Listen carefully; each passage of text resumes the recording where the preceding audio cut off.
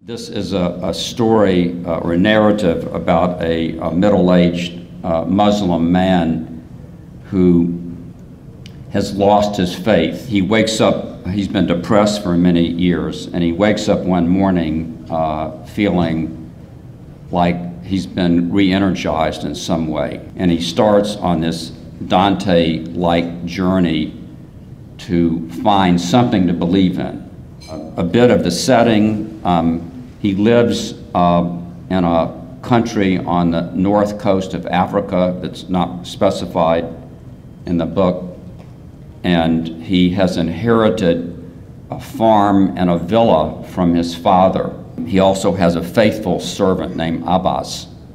Awake, what are these quick shots of warmth, fractals of forests that wind through my limbs, fragrance of olive and salt taste of skin, raz-taz and clackety sound? Figures and shapes slowly wheel past my view, villas and deserts, distorted faces, children, my children. Distant, the pink moons of my feet. What rules do they follow? I think movement, they wondrously move. Moons flutter and shake. I probe the hills and the ruts of my face. Now I grow large, now I grow small, as the waves of sensation break over my shore. There, a gnarled tree I remember, a stone vessel, the curve of a hill. What is the hour? Some silence still sleeps in my small sleeping room. Is it end or beginning? Have I awakened?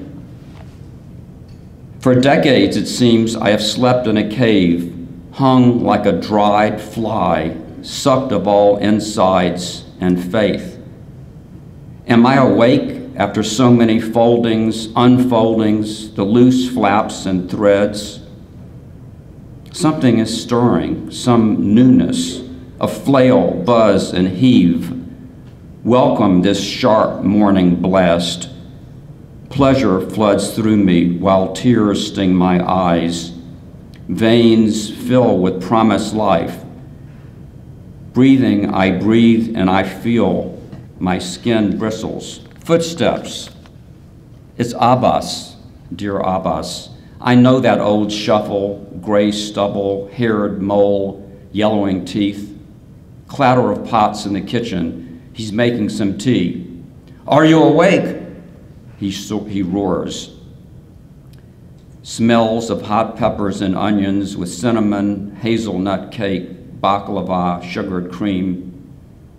I rise from my bed, middle-aged, balding, the white scar on my arm, shrunken chest, losing more weight every year. In 13, by my estimate, I'll weigh 0. My spindly legs stiff as I stand, light from the night hallway, red glint of my eyes. Am I still sleeping? I dreamed of Zafir weighing the sand on the beach. Abbas is muttering. Standing, I look for my paper and pen, books scattered about. Inhale, I breathe in my ancestral home, turquoise rough stucco and terracotta tiled floors, earth colors, arches, and airy rooms, all crumbling now. There, the tinny piano my mother played. Here, the brass compass. Abbas serves breakfast, eats at his small bench, belching and smiling. Through an arch window, I gaze at the wide rutted steps to the terrace and down to the sea. Garden of aloe and sharpened spine puyas, the dune evening primrose, the prickly white poppies, the red bougainvilleas that wind up the walls, shadowy shapes in the dim light of dawn.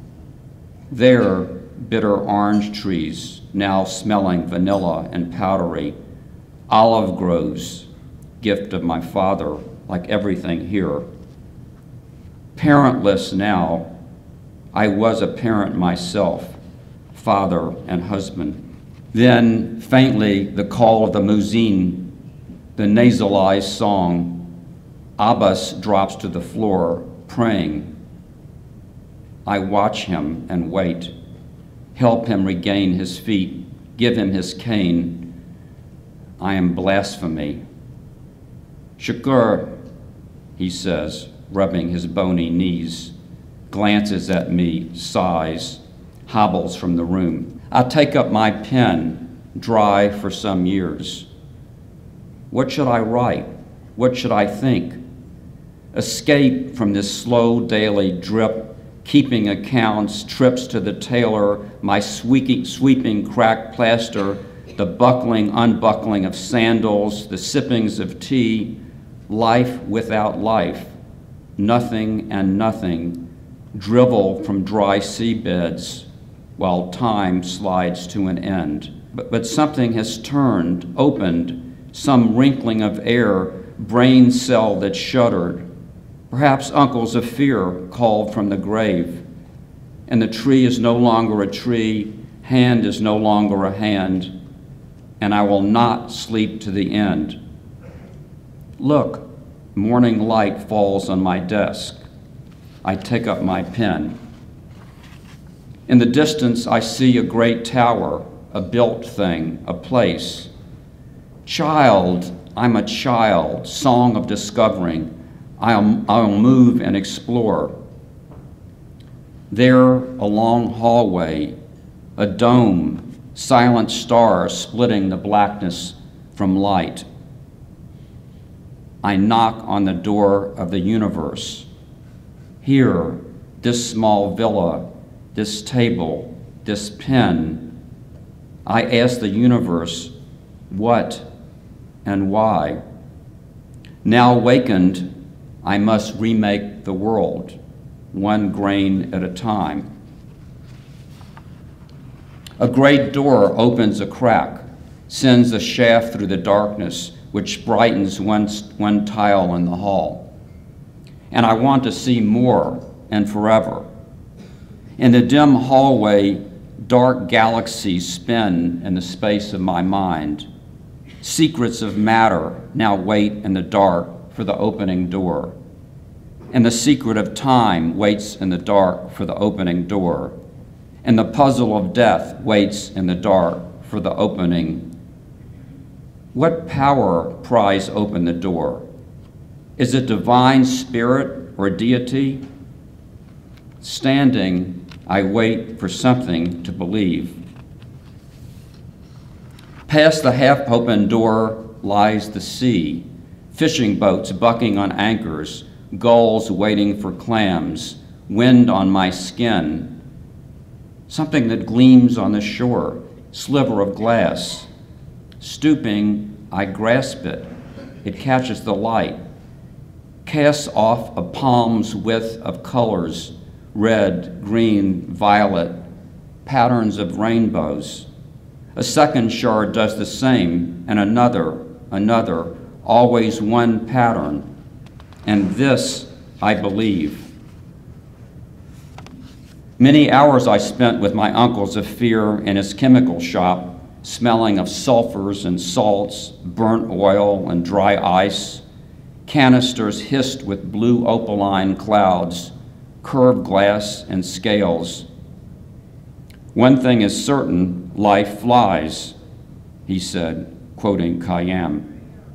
And here is another. This manganese, density 7.2, silver in tint, atomic mass 54.9. Truth, it is truth. And he placed the cool bar in my hand as I hold this glass shard in my hand. I have entered the cosmos of questions with answers.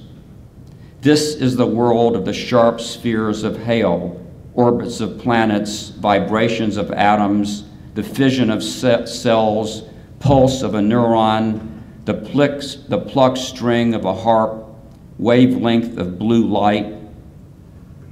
Here, atoms are pierced, by equations, the sunlight exposed by a prism, the cells observe passing their secrets of organ and bone. Nothing escapes being weighed and titrated, resolved into numbers, displayed in a graph. Is this the place where I might make something whole, find a solidity, slow down my dark fall into nothingness, subdue the voice that says no?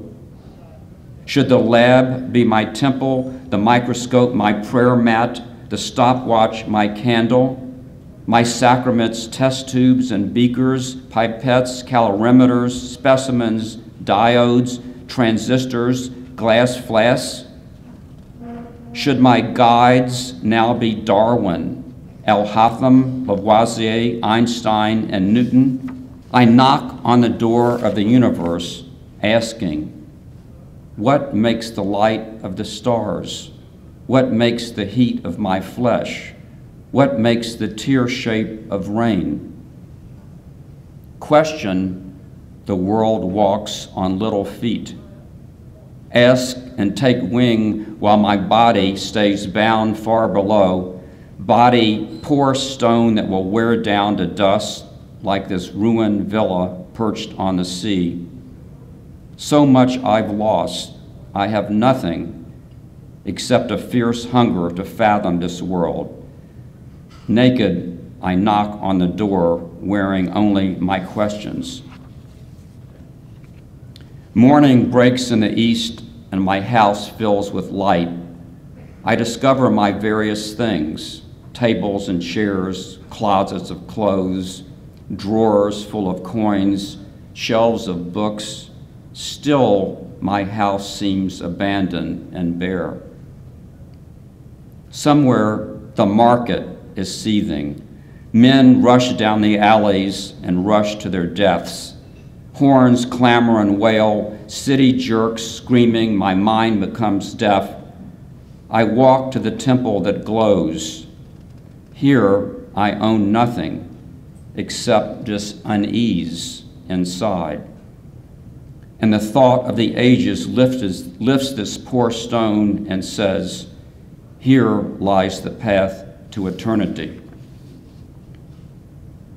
It is time to discover the oceans. I fling myself into the deepening, roll and slap, swallow what fits in my maw, launch my small skiff on the thrashing green sea, follow the bell buoys of my mind. A dot in the roiling, convulsed by the waves, I ask and find stillness in knowing this is the stuff of the water, and this is the shape of the sky, and this is the measure of masses, and this is the logic of air.